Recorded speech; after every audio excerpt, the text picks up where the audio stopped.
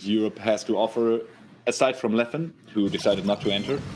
And we're going right in there. Winners finals. Prof, the Green Fox versus Pipsqueak, the normal guy playing the regular Fox. So like in my mind, after seeing Prof play, and like I don't know if you caught Poilon Coliseum, he was playing so well at Poilon Coliseum, and I'm just like, Prof's on fire. There's no one that can beat Prof at the moment. And literally while I'm saying this, Prof is being absolutely dismantled by Pipsqueak. Absolutely, the commentator's curse here. I am. I could be talking nonsense. And yeah, Pip already cornering Prof again. Prof trying to find his way through the platform, but Pip still, continuing to corner him. Prof barely landed any hits by now, and this his openings per kill ratio is plummeting. What is happening?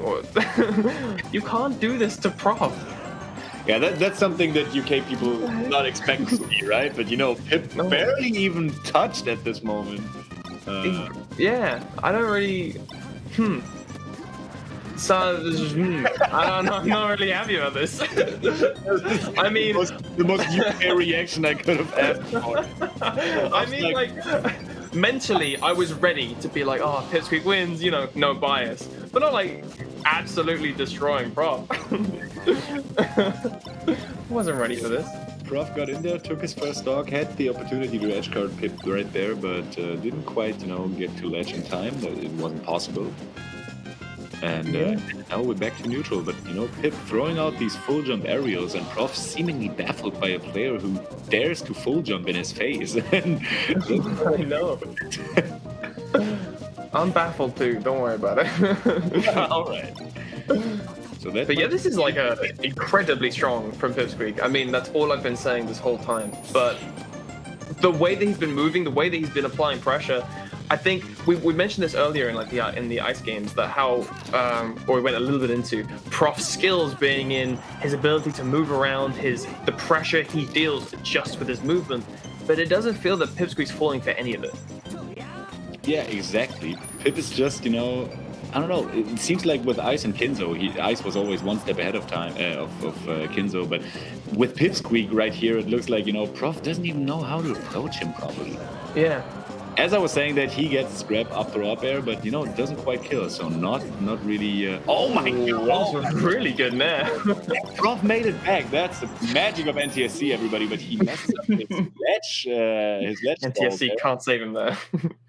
No. All right, so yeah, game one pretty convincingly goes to Pipsqueak here, and I was about to say we're in for a treat here, but this is on pace for a 3-0. This doesn't taste like a treat.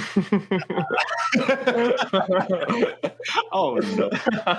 I'm just kidding. Pipsqueak's amazing, and I love him. If he destroys Prof, that's awesome. Yeah. So yeah, let's not anything from Pipsqueak here. He is looking so freaking clean. But yeah, it's ridiculous, right? We watched Prof at Poilon Coliseum, I think it was last week or 2 weeks ago, and he destroyed everybody in his pool. He even beat Triss Peach, which is something, that's something that not everybody can say about themselves. Yeah.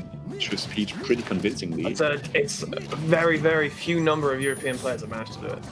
Exactly. Oh my god. I mean, I struggle with Triss Mark, when I meet him on he has like a tag like, Smash 4 or Melee Sucks. That's like Triss tags unranked. Melee Sucks. Ultimate Forever. Brawl. I think his name was Brawl for today. But right now, he's bringing it back. I think Prof, he's found his footing a little bit. That's it. That was the problem. He didn't find his footing. It's not that Pipsqueak really good. Oh my god, Pipsqueak side being onto Randall there. That's a rare side. But Prof still, picks up the edge guard just fine. And a full stock ahead, as they say, a stock is not a lead, but, Pipsqueak took that one stock lead from earlier in the first game to the bank, and a stock might very well be a lead if you play it like that.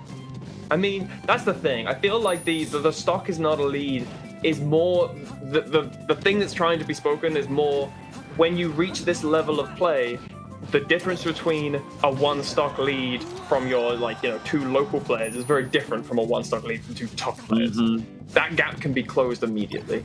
Yeah, just like Pip did here. Just like Pip did. And just like how Prof is reversed. Yeah, crouch cancel shine there on the ledge, being sure that Pipsqueak was not able to sweet spot the ledge there, and Prof knew about it, punished it accordingly, and took Pip's stock at seemingly no percent.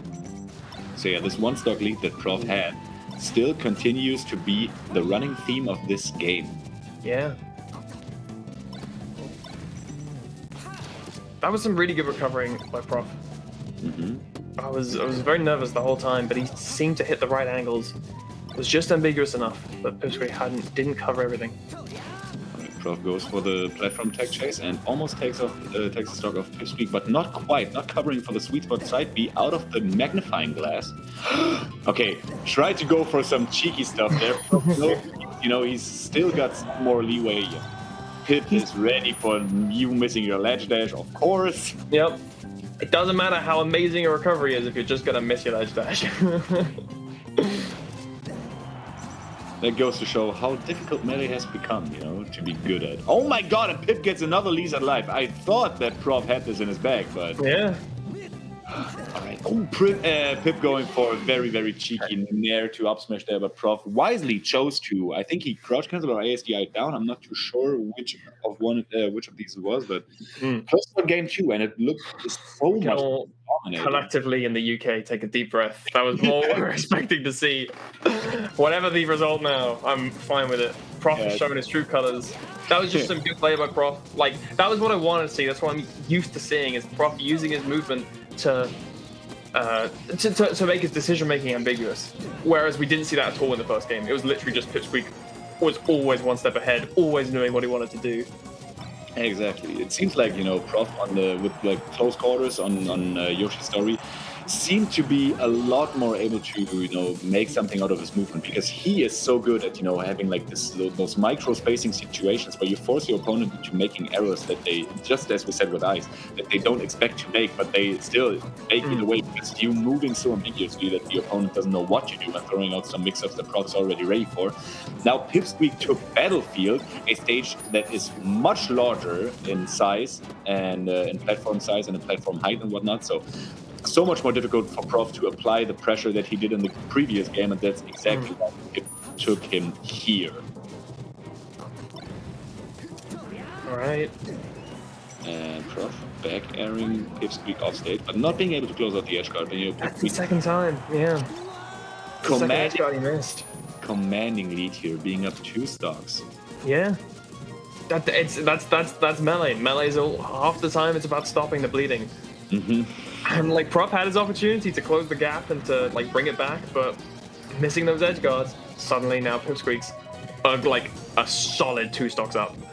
It's such a beautiful way to think about it. I never thought about it this way. Like, most of the time it's about stopping the bleeding. And yeah, punishes have gotten so crazy that most of the time it is about that. That's why defensive play is, you know, gets you so far these days. Yeah. And that's the thing as well, like, a lot of, I definitely don't want to speak in authority on other fighting games, because I really am not, but in a lot of other fighting games that don't have mechanics like DI, there are elements where, like, you're getting punished, and there's going to be a point where that punish has leeway that you can get out. In Melee, there is always something you can do at every point, so there's no breaks, there's no time to think about it, or to regain your mentality, except for when you've lost the stock. Or except when Falcon up airs a floaty. Yeah, I guess so. Situation. No, I'm just kidding, of course. There's no Falcon, there's no floaties in this tournament. We only got Foxes, and Pipsqueak did a 3-stop. So yeah, will Prof take him to Fountain of Dreams now because the close quarters are what he's all about, or does he want to face him on either stage? Oh no, it's Fountain. All right, yeah. So I feel like I should be a coach for these players, you know, making the picks like a football coach. I mean, that's the thing.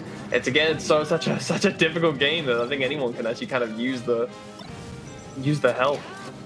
Yeah, exactly. Yeah, I want to see more coaches in Melee. Like, I want to see it like with American football, where they, you know, they coach them from the sidelines and throwing and whatnot. I want to see that in Melee as well. That would be so cool.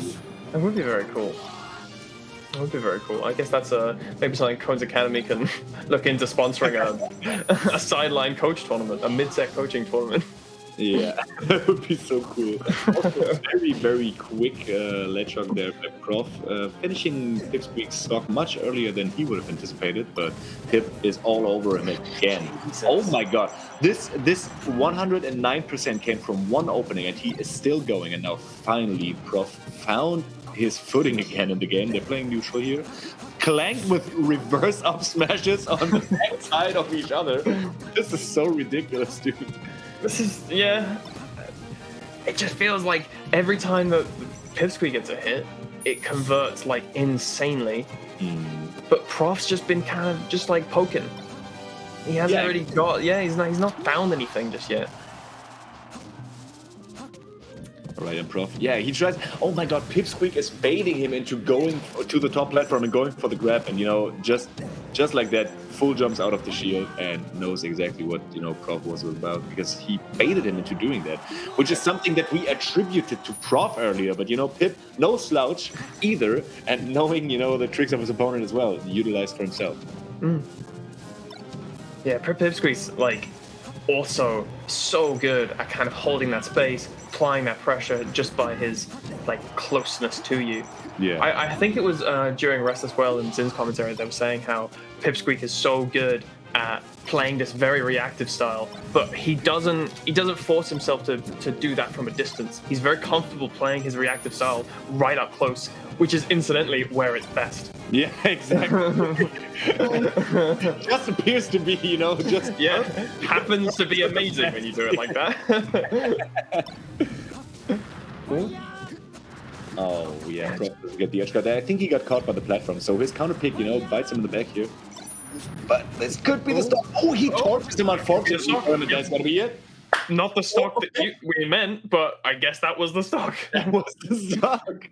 Dang. All right. So, that was a quick 3-1. The one game the Prof won was not quite as dominant as the 3 games that Pip won, but Prof definitely showed that there's some fight in him, and he is ready to face whatever Fox that awaits him, either Nikki or Ice, which are the losers semifinal contestants that we are meeting in the next round. So